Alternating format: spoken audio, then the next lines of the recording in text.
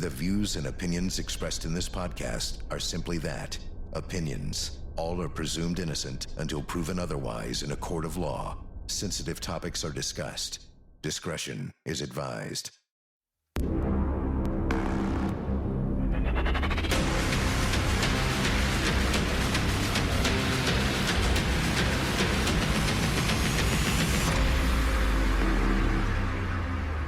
I'm Vinnie Politan. The subject of my investigation, the tragic murders of the Caneiro family from New Jersey.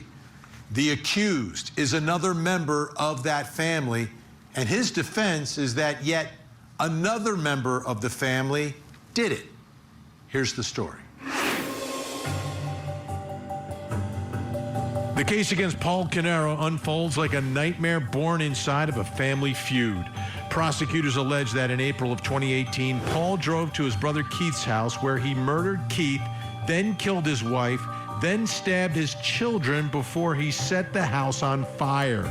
Investigators say the crimes were deliberate, methodical, and fueled by resentment and a conflict between the brothers about money. Authorities allege Paul used firearms, accelerants, and careful timing to carry out the attacks, then attempted to destroy evidence by igniting the home. The fire initially masked the murders, but autopsies revealed Jennifer and the children were killed before the flames spread. Paul was arrested within days, and prosecutors laid out a chilling narrative of jealousy, rage, and betrayal, one that transformed a family dispute into one of New Jersey's most horrifying alleged crimes. Now, one of the strange facts in all of this, right, in this case, it makes it very different, is that there are actually two fires that morning. The one fire is at Keith Caneiro's home, where he, his wife, and his children were killed, were murdered. Then that mansion that he has was set on fire. But no one really, the fire burned for hours before there was any response to it. One, because it started inside of this huge home. That's number one. Number two, it's not in a neighborhood where the houses are right next to each other. It's Colts Neck, New Jersey. The boss, Bruce Springsteen, lives there. Jon Stewart lives there. This is like big time people, lots of land and big homes. On the other hand, the second fire is at Paul Caneiro's home. He lives in a nice neighborhood, but it's like a neighborhood where there's houses next to each other, there's someone across the street, and if a house catches on fire, people are going to see it, people are going to notice it. So I want to start tonight on focusing on the fire at Paul's house, where his family is and where Paul Caneiro, the defendant, is.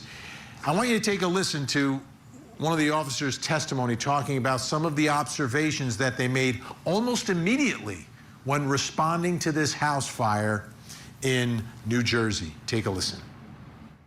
After we walked up past the vehicles, there was a red gas can that was on its side. There was also burn marks on the door trim of the garage door area, and there was burn marks and gas on the Porsche Macan, and there's smoke damage as well on it. We see the gas can in the photo, in the still frame of the body-worn camera, right? Yes. Can you circle the gas can, please? So we're looking at the left garage bay. Yes. And that's where that small fire was. Yes. And we could kind of see in the photo actually like the char marking from where the little fire was. Yes, there was a fire there. There was another fire that was on top of the vehicle as well that was extinguished when I got there as well. Okay, let's talk about that one. You observed so if we back up for a second, there's multiple cars in this driveway. Yes. Right? And I think there was 3 total? Yes. And there's a Jeep that's kind of further back down the driveway? Yes. But then there's 2 Porsche vehicles closer to the garage? Yes. And are they parked side by side? Yes. And one of them had like a burn mark on the hood, or yes. maybe multiple burn marks. Yes. The reason why it's turning into a crime scene is because it appeared the fire was intentionally started. Correct, that was a possibility. And so this was, you along with the other officers were starting the investigation at that point. Yes. just to recap some of the suspicious things that, were on scene, correct? Yes. When we talked about the gas can, that was found right in front of the garage area, correct? Yes. We saw a photo of that? Yes. Or still shot from the video? Yes. And we talked about the burn marks in the car. We saw photos of those. Correct. We talked about how there's 2 different fires in opposite sides of the house. Yes. And we talked about how, in addition to there being like the burn mark on the hood and the fire char marks that had been extinguished, was there like some gasoline on the ground or something? There was some gasoline splatter you could see on the car as well. Okay. What appeared to be gasoline splatter. Okay. And so, did it appear that, in fact, you had looked at it and you said, it looks like they threw gas on it. Yes. Right? And when you say they, you mean whoever did this. Correct. Right? You noticed the gas splatter specifically. Yes. And you say to Officer Redmond at one point, you can see the gas marks, see where they threw the gas, Yes. right? Okay. Absolutely amazing, right? Another big trial involving gas cans. Gas cans. Okay.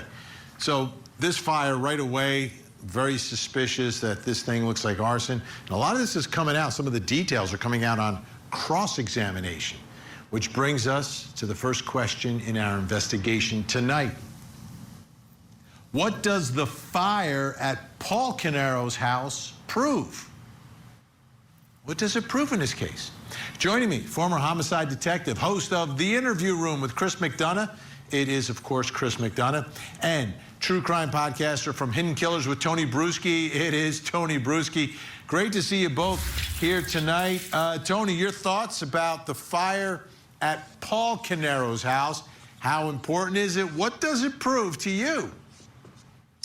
To me, it's part of the bigger story. It eliminates the outside attacker theory for me, because for Paul to be innocent, here's what you'd have to believe. You'd have to believe that someone else set both fires and left no trace of themselves, no DNA, no fingerprints, no witnesses, absolutely nothing. You'd have to believe that Paul disconnected his security cameras at 1:28 a.m. because of the Wi-Fi issues on the exact night his brother's family was being slaughtered just 10 miles away. And you'd have to believe that the bloody jeans with his niece and nephew's DNA ended up in the basement some other way, that the gun matching the murder weapon ended up in his basement some other way. And you'd have to believe that Paul, who stood to collect $1.5 million if his brother's family died, just happened to have his house catch fire the same morning that they died. That's a lot of coincidences for one innocent man. The defense is, of course, going to be trying to tell you that Paul didn't set the fire. What they can't tell you is who did. They have no alternative, no other suspect with evidence, just questions. And Vinny, questions aren't answers. Chris McDonough, what does the fire at Paul Caneiro's house that same morning that his brother's house was burning for like 7 hours with 4 dead bodies, what does it prove? Yeah, I think Tony's right on target, Vinny. I mean, we've got this type of evidence is really key when it comes to proving consciousness of guilt. The fact that he's trying to throw a deliberate intent to create an illusion of a broader attack on not only his house, but his brother's house, which the cops aren't aware of at that particular point, really goes towards, the possibility that he's trying to set something up that he has no connection in any way, shape, or form to either of the 2 residences in terms of the attack. Now, there's another piece of video that was put into the case by prosecutors. This is a neighbor who is speaking, and this is referencing something that happened about 20 to 30 minutes before the fire crews arrived. Take a close listen. I woke to male voices outside my home. I turned, I looked at my clock. It was 4:30 a.m. in the morning. I got up, I opened my window shade, and I looked out my window. I saw two men running across the street with flashlights. They were in dark-colored clothing and black baseball hats. One ran to the front door and started banging on the door, and the other went into the neighbor's driveway, kneeled down, and was pointing the flashlight into Paul's backyard. Okay. Chris, anything on this? Well, there's always Todd, right? Some other dude. And it sounds like, this could fit into that category there. The fact that she sees two guys that, early in the morning, it does raise suspicion. And obviously, as an investigator, you've got to eliminate, why that could have been a possibility. And so I'm going to be real curious, Vinnie, to see, how the investigators have, put that one to bed. Yeah. Tony, from your perspective, the two gentlemen running 20 to 30 minutes before fire crews arrive? It certainly raises some eyebrows, doesn't it? And I'm completely on the same page with Chris. I'd be very interested to hear what investigators have to say about this at trial here. If it does anything, it opens up that window of, is there somebody else involved here? I mean, if you look at this case from a broader aspect, it is very hard to wrap your mind around this supposed loving uncle stabbing his niece 17 times and his nephew and killing his brother, who's his best friend, and his wife. I mean, it's absurd, but we have seen these sort of things in other cases where some still wonder were there others involved, a la Alec Murdaugh. Oh, absolutely. Although I don't believe anyone else was involved down in the Low Country. Some others do. All right. Guests are sticking around. Coming up next, what does Paul Caneiro's reaction to the fire reveal? I've been having problems with stuff in the garage. You've been having problems with stuff in the garage? Yeah. Okay. The Court TV podcast will return. This one is the most brutal case that I've seen in my experience here. And I know that the entire team of investigators and people involved in working on this case, the fire officials, that they've struggled with this too. It was a huge investigation and a big story, a big case when it all happened. You have 2 fires, you've got 4 dead bodies. This is a big, big deal in that part of New Jersey. Like, stuff like this doesn't generally happen. It's down near the shore. Everyone's in a good mood. You got the beach, you got the ocean. So Paul Caneiro is captured on a piece of the body cam video at the fire at his house. So I'm going to show that to you.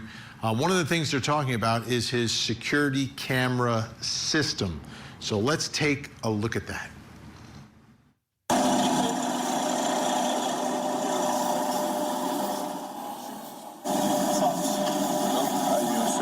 It's your house? Yes.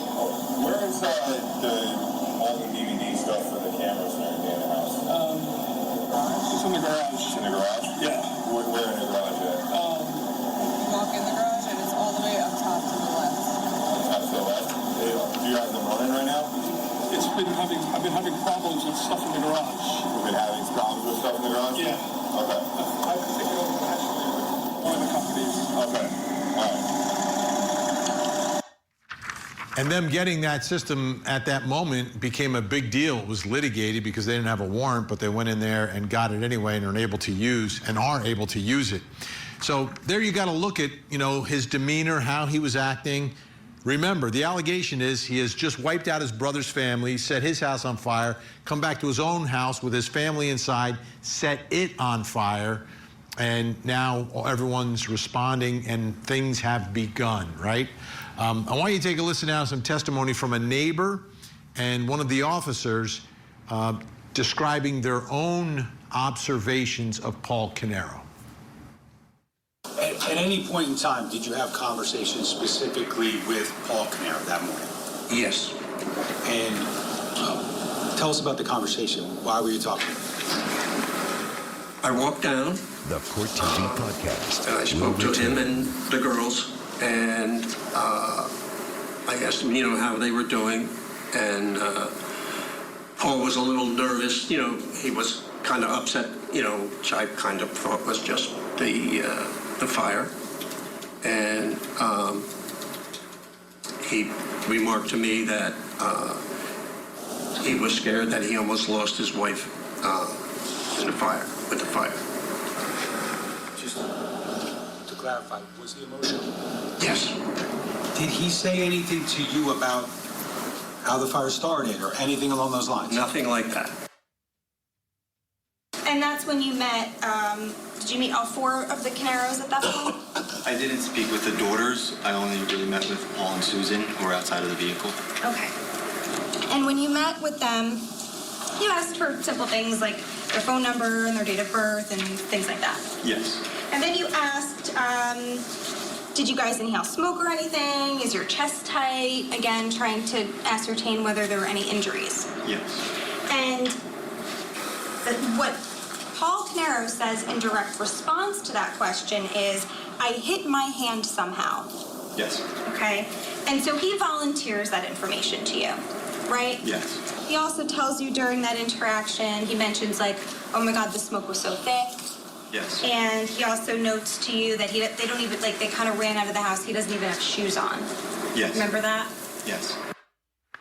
Okay, let's get to the next question in our investigation. What does Paul Caneiro's reaction to the fire reveal? You know, his demeanor, what he's saying. Still with, let's bring him in. Joining me, criminal defense attorney, former head New Jersey County prosecutor Bob Bianchi, and still with me, podcaster Tony Bruschi. All right, Bob, your thoughts about Paul Caneiro at this moment, right? This is really, I guess, when the whole investigation begins. The fire is being put out at his home. Officers are responding. He's on body cam. People are talking to him. Does it reveal anything to you? I think you're muted. Do you have a mute button? All right, there we go, Vinny. New Jersey thing, I guess. You don't mute a Jersey guy. Hey, listen, I've seen this all the time. People are planning. What are they going to do? But they're never pristine. They're never perfect. There's always a tell if you look for it. But sometimes it doesn't make sense until you're gathering other evidence. So him prophylactically getting out there that he injured himself, to me, is a tell. He's worried about this. He's concerned. Now, honestly, with the brutality of this crime scene and having handled a number of homicide cases where there's been stabbings, I'm surprised there's not a lot more injury. But with pertaining to this particular piece, it doesn't mean anything to me. His reaction was not unusual. I don't think he's telegraphing anything. But then again, like your other guests have indicated, you're going to have to get around a lot of evidence, not just the DNA, but the ballistics evidence, the barrel. And to me, something that's really big that a lot of people aren't making a big deal about is this backpack in the back of his car that's got a passport and bonds in it. These are all really bad things. You'd have to believe the most incredible amount of things have had to occur, including a setup, in order to get the stuff into his home and then to set his home on fire in order to make it appear as if he is somehow not responsible for any of these things. It was his idea, in my opinion, to say that this was an orchestrated plan against him and his brother for somebody that had a problem with both of them, maybe it was business related, who knows, and that he was a victim. But obviously that fell apart when they did the further investigation. Last point, they should have definitely looked into the brother. You don't want to leave anything open. Oh, we're going to get there. We're going to get there, Bob. We got a whole segment talking about Cory Caneiro. We'll get there. Let me ask you, Tony. Yeah. What about Paul Caneiro's reaction? You know, if it's 5 a.m. and your house is on fire and your wife and daughters just escaped, and then first responders and you're all kind of hanging out in the Porsche parked watching the house burn, and then you get out. I don't know. It strikes me as a little bit odd. I mean, here's the thing. If your house catches fire in the middle of the night or really anytime, you don't sit down in the car and wait. I'd be running around that house trying to find a hose, screaming, doing something, because that's what humans do. But according to the prosecutors, if we look at it from the perspective of Paul Caneiro, he had just come from his brother's house where he allegedly shot Keith 5 times, shot and stabbed Jennifer, stabbed 2 kids, including 8-year-old Sophia 17 times. And by the time the fire starts at his own home, I think he's crossed that line so far beyond normal human behavior that sitting calmly watching the flames probably felt like the easy part. I mean, it kind of feels like a really dark, scary film. The guy who had it all, the mansion, the businesses, the Porsches, and then the first responders show up and he's sitting there just kind of watching it all burn as everything descends into chaos that he allegedly created. Hey, Bob, I'd be interested in your perspective on this aspect of it, right? Let's take like the first moment. Like at what point of all of this does everything look very, very suspicious to the head prosecutor down there in that county in New Jersey? At what point of the events as they unfolded? Well, I know these people personally. Caveat: I've worked with them. They're excellent prosecutors, and I can only go on what my experiences and having worked with them is. I assume that when they hear there's a secondary fire, I mean, you got an officer saying at the scene. You got to remember, there's a lot of data coming in at one time. You got an officer that's already thinking that this fire was set and that it was an arson, but they may not necessarily be believing it's him. But then when they find out hours later that there was a fire at his brother's house and that there has been this horrific tragedy, there's no way that detectives are not now piecing these things together. But one of the first things you do is the exact opposite of the way this question's being asked. You try to make sure your investigators don't jump to conclusions, that they don't start coming up with too many theories of a case, because they do get locked in. And as the defense attorney said in their opening statement, tunnel vision and confirmation bias comes into play. So on one part of your brain, I think when they hear about the secondary fire, red flags are going up all over the place, but a good prosecutor is telling everybody, slow down, get the facts. Information management is going to be key here. You have two separate crime scenes going on. Let's not jump to conclusions before we're ready. That was probably the point at which they knew they had a serious situation, and they slow is fast under those circumstances. Tony, do you think this was a carefully planned alleged crime, or kind of thrown together? By the looks of it, I'm going to say thrown together. I mean, I'm questioning the cognitive function of this man through all of this, because it seems like, okay, there's somewhat of a idea that goes on with each of the steps that he took, but there really wasn't that second thought, that follow through. What's the effect, the cause of what I'm creating? It seems like there's some massive disconnect going on with him, and I'm going to go with this was very reactionary. Probably a long, slow brewing resentment that was triggered by something, and I'm going to guess it had something to do with the business dealings and being cut off from that paycheck. Yeah, it's to me, it's so difficult for me to understand brother turning on brother and wiping out a family, and it's forever, right? It's forever. And if it's about money, that's something that can always be fixed. Family takes care of family. All right, Tony Bruschi, Hidden Killers with Tony Bruschi. Great to see you. Thanks for all your help. Bob Bianchi's going to stick around. I know he has a lot to say about this next one. Still to come, why didn't law enforcement investigate Cory Caneiro?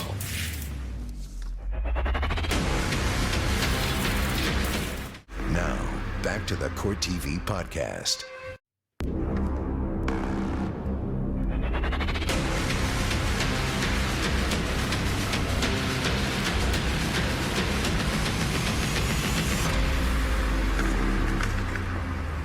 I'm Vinnie Politan. We continue our investigation of the murders of Keith Caneiro, his wife, and his children, a family executed inside their sprawling New Jersey mansion, which was set on fire.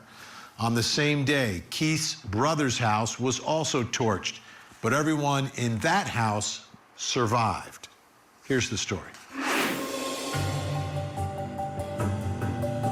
What began as a strained sibling relationship ended in catastrophic violence. Prosecutors allege that Paul Caneiro traveled to his brother Keith's home, shooting him, murdering his wife Jennifer and their two children before setting the house on fire. Investigators say the fire was meant to erase the crime, but instead revealed it. Firefighters discovered the family inside, and medical examiners later determined the victims were dead before the flames consumed the home. Authorities point to a long history of tension, financial disputes, and allegations of theft. Prosecutors allege Caneiro acted alone, carefully planning the attacks in advance. The case absolutely shocked the Colts Neck, New Jersey community and stunned the nation, raising disturbing questions about how money issues inside a family can allegedly escalate into unthinkable violence. So far in this trial, perhaps the most surprising moment of the case came during the opening statement from the defense, when we learned what seems to be what the defense will be in this case. And it has everything to do with family, but nothing to do with Paul Caneiro. Take a listen. He did not commit these crimes. He did not hurt anyone. He did not harm anyone. He did not set any house on fire. And he certainly did not brutally murder the family members that you will hear he loved and cherished and adored so much. Cory Caneiro was on the outside of that. He wasn't a part of that. He wasn't a part of the businesses, and he wasn't a part of that close relationship. He was on the outside.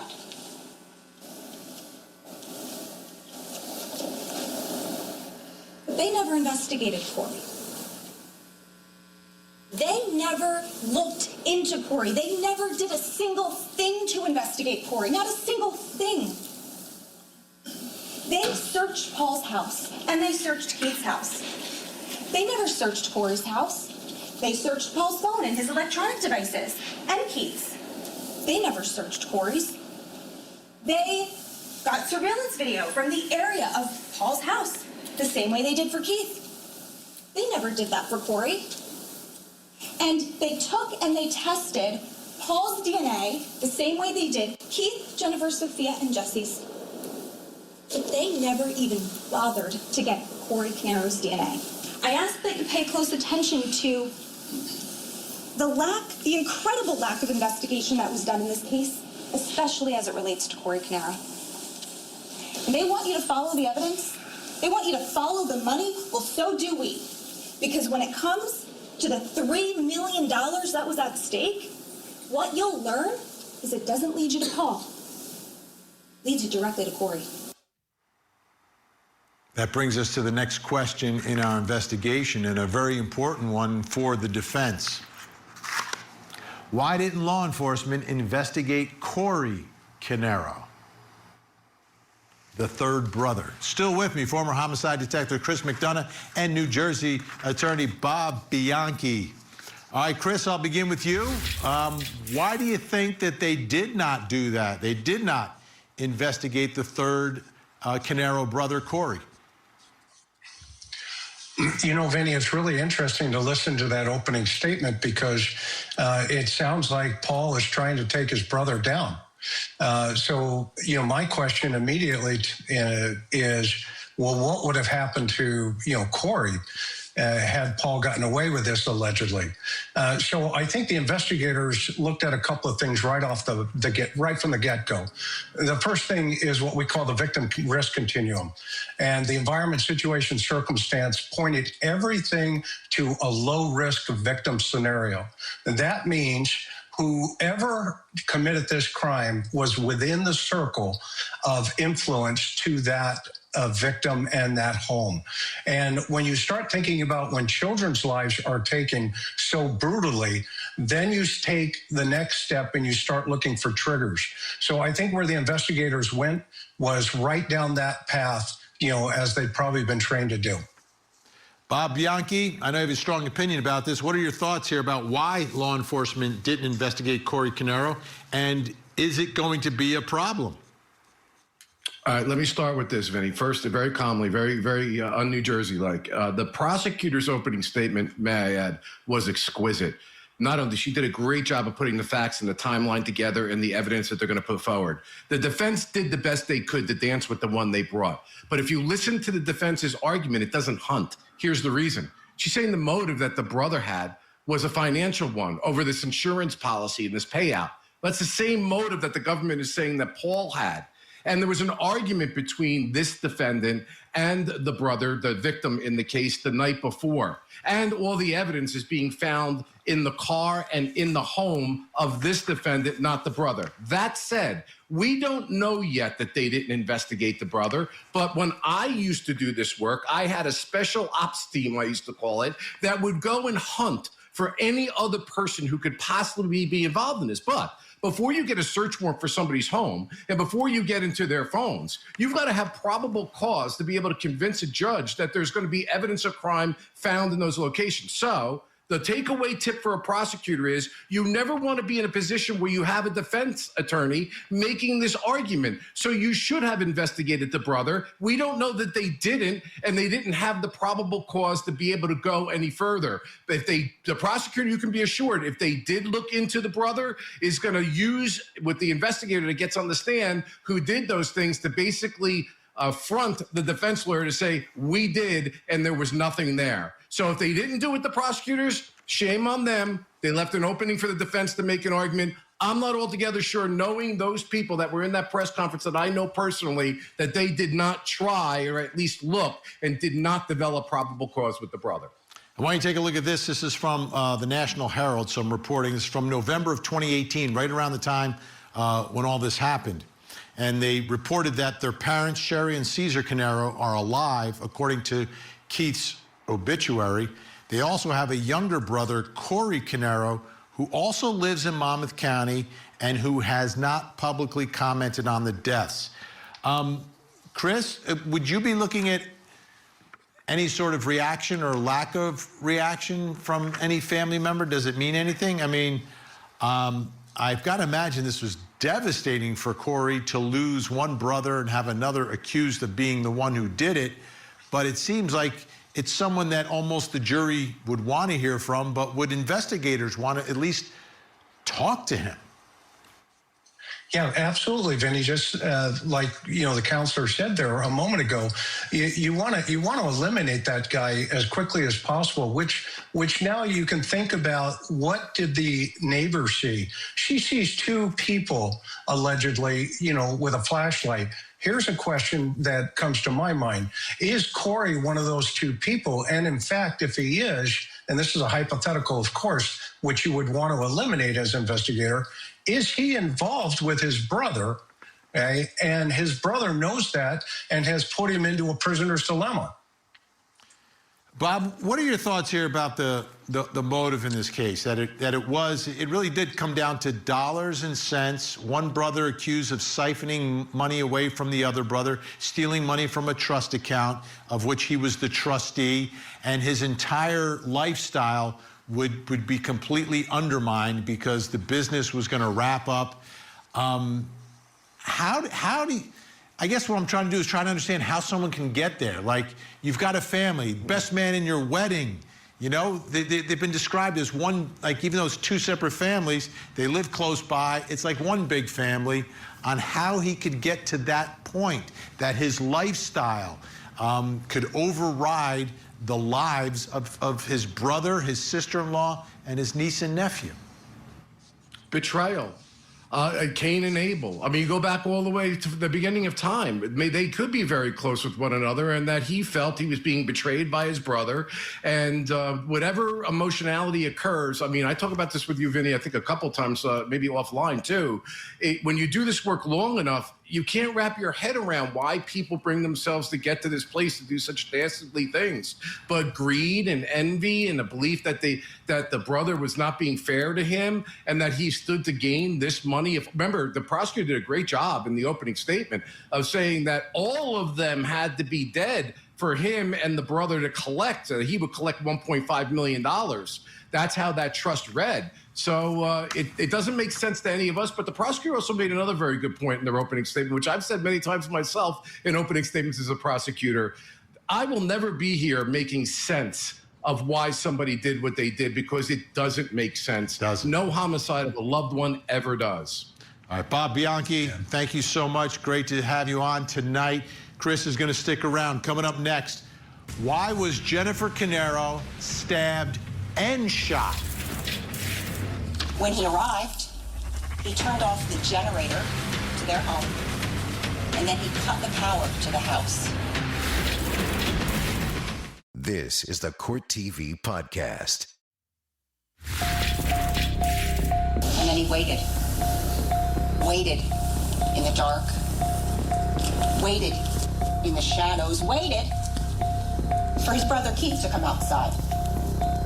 Sure enough, when Keith came out to check the generator, the defendant gunned him down. The defendant pointed that loaded handgun at his brother, and he pulled the trigger 6 times. 5 of those shots hit Keith. He got him in the lower back and multiple times in the head.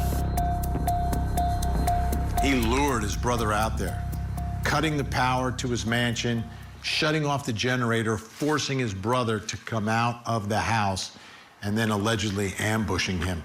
But the murders don't end there. It's not just his brother. It's his brother's wife and the children. Take a listen. Once Keith was out of the way, executed on the spot, no longer able to protect his family, the defendant then went inside his brother's house, a home he'd been in countless times before, a home you'll learn he knew like the back of his hand. This is the Court TV A home Podcast. where Keith's wife and children were. And in there, in the chaos and confusion of having been awoken from sleep, in the shock and terror of having their home invaded, and in the dark, the defendant hunted them down. He stabbed his sister-in-law, Jennifer, multiple times in her back, her chest, and her abdomen, and he shot her in the head. Okay. He stabbed her and shot her and stabbed her. That brings us to the final question in our investigation this hour. Why was Jennifer Caneiro stabbed and shot? What's going on here? Still with me, investigator Chris McDonough, and joining me, retired medical examiner, forensic pathologist who consults on very high-profile cases, Dr. Michelle Dupree is with us. Dr. Dupree, I want to start with you. Can you tell? Is there any way to determine if someone is stabbed first or shot first? Sometimes there is, Vinnie. Actually, we look at the wound path, and we can tell by the bleeding in the wound path many times, but not always. And can you tell whether someone is killed by the gunshot or if someone was killed by the stab wounds? Yes, we actually look at the damage done to the organs, and if a vital organ was stabbed, then that could have been the cause of death, and the same thing with a gunshot wound. If the projectile penetrated something that would have been fatal, then that could have been the fatal wound also. And actually, it may have been both. He may have stabbed a vital organ and shot a vital organ. And in that case, we wouldn't really know which was which. If she's shot in the head, does that tell you anything about the order? It depends on where she's shot. And again, you know, the caliber of weapon and all of that is going to make a big difference. But typically, a headshot is usually fatal. Chris McDonough, why do you think she is stabbed and shot? Well, Vinnie, the fact that there are 2 weapons involved here actually fits the behavioral narrative of a frenzied personal attack. And the fact that he had lured his brother outside and shot him outside, but then goes on the hunt into the house, actually gives us a bigger picture into his mind, that this guy is full of rage to the point where he's selected 2 weapons to go into that crime and then go into that house and use both of those weapons on those victims. So it does show basically the person is personal. This is all personal to this guy. Dr. Dupree, have you ever come across a case like this where one victim is shot, another victim is shot and stabbed, and 2 more victims are stabbed? Actually, I have. It's not that common, but of course it does happen. And again, as he pointed out, it's rage. That he was in a fit of anger, and he wanted to make sure that he got the job done. Chris McDonough, the knife I believe, was taken from the kitchen. I think the evidence is going to show that it came from the kitchen. So he didn't show up with the knife. Does that tell you anything about exactly how this may have gone down? Yeah, it shows me that he is methodical in his thought process during the commission of the crime. If in fact he didn't bring that weapon, that's a piece of the puzzle that you're telling me about. However, the fact that he did find that weapon and utilize it, my question would be, did he cross through the kitchen, see the weapon, and then grab it? Now he is prepared for any type of circumstance that's going on. And who's he picking, first as his victim? The wife, the children? What's the order of the death? Dr. Michelle Dupree, I've been wondering about the children, and we learned that they did inhale some smoke in their lungs. That's been alleged by prosecutors in this case. Multiple stab wounds. Is it painful? Or is there a level of shock so that the pain isn't excruciating, or is this an excruciating way for a young child to go?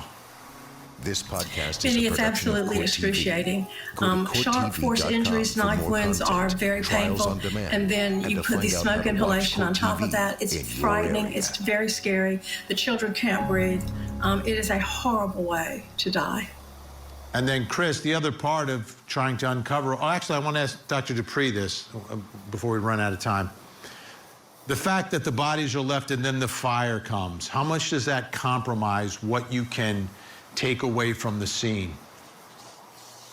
It really depends on how badly the fire damages the body, but oftentimes, especially with a gunshot wound or sharp force injuries, we can still determine that cause and manner of death, especially if that knife or that bullet hit a bone.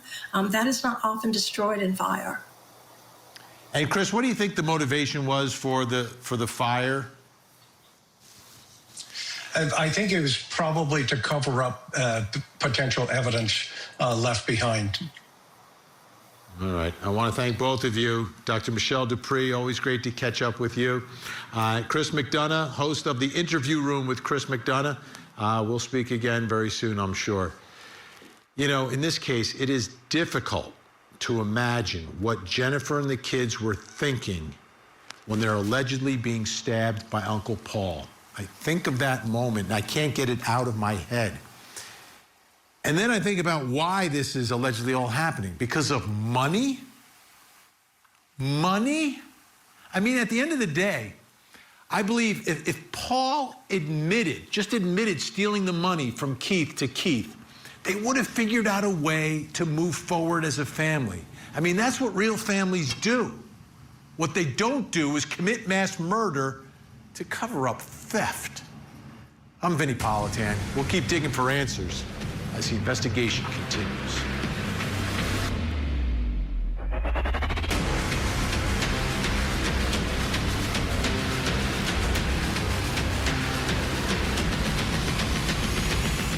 There you have it. If you want to see more in-depth reporting on the latest true crime stories, you can see me every weeknight, 8 p.m. Eastern on Closing Arguments. Thank you so much for downloading. And as always, please don't forget to hug the kids. This podcast is a production of Court TV. Go to CourtTV.com for more content, trials on demand, and to find out how to watch Court TV in your area.